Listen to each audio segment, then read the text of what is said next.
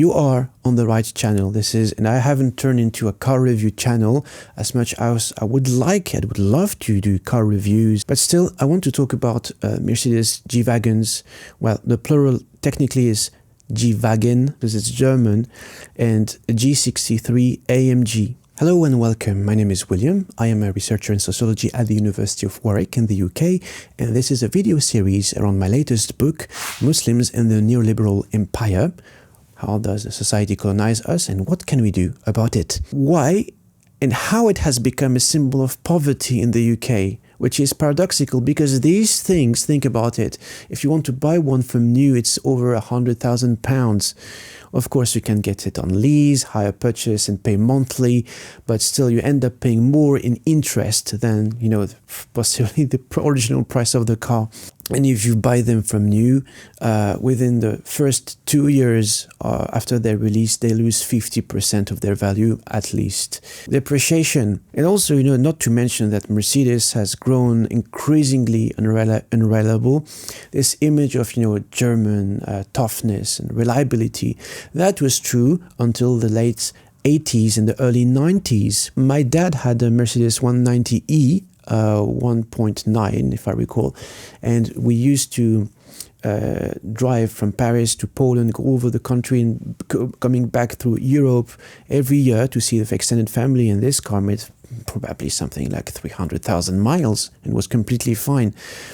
But now, planned obsolescence, if you buy a Mercedes, BMW, Audi, it's a bit hit and miss, but roughly, they're going to be really, really well until the warranty expires, and this is, boom, when the problems start appearing. And personally, unpopular opinion, maybe I found it ugly.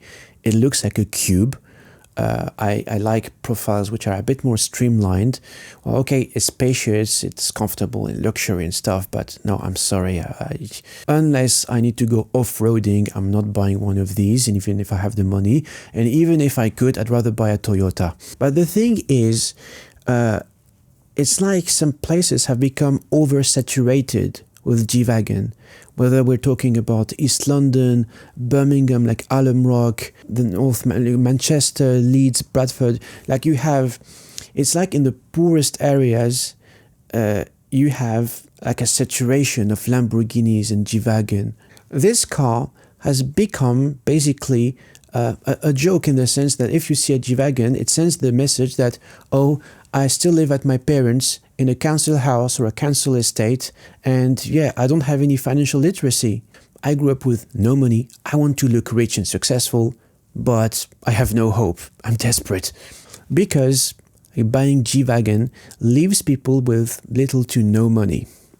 And I know personally people who have dilapidated their entire life savings for buying a G Wagon, while they could have bought outright a flat, or it would have been a really nice deposit for a house. When you want to use your money, make sure you invest in an appreciative asset in the first place, not a depreciating commodity. You want your money to grow or at least stay at the same level. While if you buy cars, this is public knowledge, these are commodities that are going to depreciate. The more G Wagon you have in the market, when they're going to be sold like as second-hand cars, in a few years' time, you'll be able to buy one of them for, only a fraction of the original price. These are money pits because not only you'll have to, pay for the interest, the insurance, the tax, but also,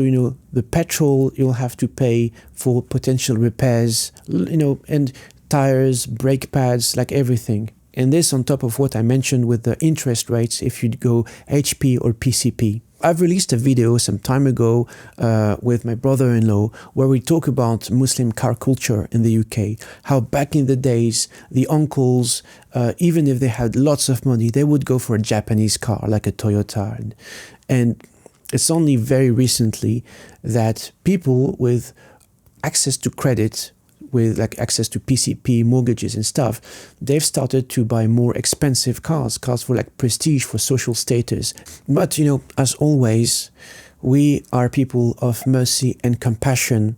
So if you know someone who owns a G Wagon, please go and talk to them. Don't leave them alone. Everyone deserves a little bit of humanity. Thank you very much for watching, and as always, take care of yourselves and each other.